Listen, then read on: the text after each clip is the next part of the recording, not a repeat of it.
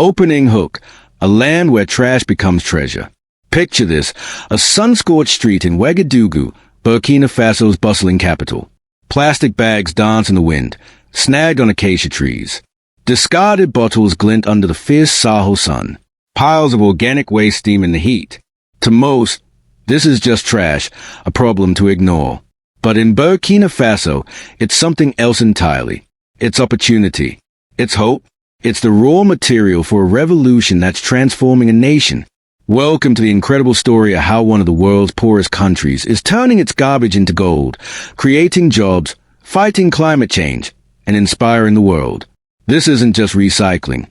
It's alchemy on a national scale. Buckle up, because you're about to discover a movement that's rewriting the rules of sustainability. The crisis that sparked a revolution. Burkina Faso, a landlocked nation in West Africa, was drowning in trash. By the late 2010s, Ouagadougou alone was generating over 300,000 tons of waste annually. With a population boom and changing consumption habits, the country's cities, like Ouagadougou and Bobo Dioulasso, were overwhelmed. Garbage piled up in streets, clogged drains, and turned informal dumps into breeding ground for diseases like malaria and cholera. Open burning of trash filled the air with toxic smoke, harming children and the elderly. Landfills, like the one in Tampui, leach pollutants into soil and water, threatening agriculture and drinking water. For the thousands of informal waste pickers scraping a living from these dumps, life was dangerous and degrading. The system was broken, a linear take, make, dispose model that was poisoning the people and the planet. A shift in perspective, trash as a resource. The transformation began not with a government mandate, but with a spark of ingenuity from ordinary Burkinab. They realized that trash wasn't waste. It was a resource waiting to be tapped. This wasn't about fancy recycling plants or foreign aid. It was about grassroots innovation, born from necessity. Blacksmiths started collecting scrap metal. Women's groups wove discarded plastic bags into vibrant products. Farmers turned food scraps into compost to revive tired soils. This was Système D, a French African term for resourcefulness and self-reliance. The shift was simple but profound. Stop seeing trash as a problem and start seeing it as potential. Women, the heart of the revolution. At the core of this movement are Burkina Faso's women, who have turned waste into a powerful tool for empowerment. Women's cooperatives, like the Recycle FE Collective in Ouagadougou, are the backbone of this revolution. Starting with just 10 women, Recycle FE now employs over 150, many of whom are single mothers or widows. They collect plastic bags littering streets and markets, wash and cut them into strips, and weave them into stunning handbags, backpacks, mats, and even shoes. These products aren't just sold locally. They're exported to Nigeria, Senegal, and even boutique shops in Europe and North America through fair trade partnerships. These women aren't just cleaning up, they're rewriting their futures. A single mother who once struggled to feed her kids now owns a business, pays school fees, and earns respect in her community. The government and NGOs have noticed, offering microloans, equipment, and training to scale these efforts. In Bobo Dioulasso, women turn fabric scraps into quilts and clothing. In rural areas, they manage composting centers, turning kitchen waste into fertilizer. This ecofeminist movement is proving that environmental stewardship and social empowerment go hand in hand. Youth, the engine of innovation. With 70% of Burkina Faso's population under 30, young people are the driving force behind this revolution.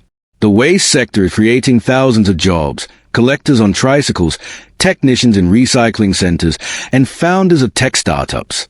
One standout is Green Faso, a mobile app dubbed the Uber for trash. It connects household to collectors, tracks waste to ensure proper sorting, and rewards families for recycling with discounts on goods like rice or phone credit. This gamified approach has boosted recycling rates and made waste collection in cities like Ouagadougou, Bobo Dioulasso, and Koudougou more efficient. Vocational schools now offer green trades courses, teaching skills like making plastic bricks or repairing recycling machinery. Universities encourage students to tackle waste challenges in their projects, creating a pipeline of talent. Young Burkinab see these jobs as modern, purposeful careers, not dirty work. In areas with strong waste initiatives, youth unemployment has dropped by up to 15%. This generation is building a cleaner, prouder Burkina Faso, one innovation at a time. Fighting climate change with waste. Burkina Faso's waste revolution is also a climate solution.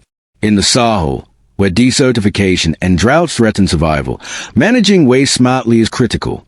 Today, 45% of urban waste is diverted from landfills through recycling or composting, cutting methane emissions by an estimated 120,000 tons of CO2 equivalent annually. Community composting centers turn food scraps into rich fertilizer, boosting crop yields by up to 30% and reducing the need for chemical fertilizers. Used tires are transformed into biofuel through pyrolysis, powering tuk-tuks and grain mills. Shredded plastic is mixed with sand to create durable bricks for construction. Solar-powered incinerators safely burn non-recyclable waste, replacing toxic open fires. These solutions are homegrown, affordable, and scalable. Burkina Faso isn't waiting for Western tech. It's building its own, like locally made pyrolysis reactors and low-cost tricycles for collection. The World Bank and EU are investing millions to expand this infrastructure, while Silicon Valley venture capitalists eye Burkina's eco-enterprises for global potential. A global model for sustainability. Burkina Faso's success is no longer a local secret. Delegations from Niger, Ghana, Togo, and Senegal visit to learn from its model, which reject expensive, centralized solutions for decentralized, community-driven systems. Small recycling hubs, low-cost logistics, and apps like Green Faso make it replicable. Products like recycled FES handbags and plastic bricks are exported, showcasing the circular economy's potential. At a UN Environment Programme summit, Burkina Faso was named one of Africa's top 5 climate innovators. It's now working with the COWs to share best practices across West Africa, positioning itself as a hub of green innovation. Challenges and the road ahead. The journey isn't over. Scaling waste management to rural areas, formalizing the informal sector, and ensuring worker safety are key challenges.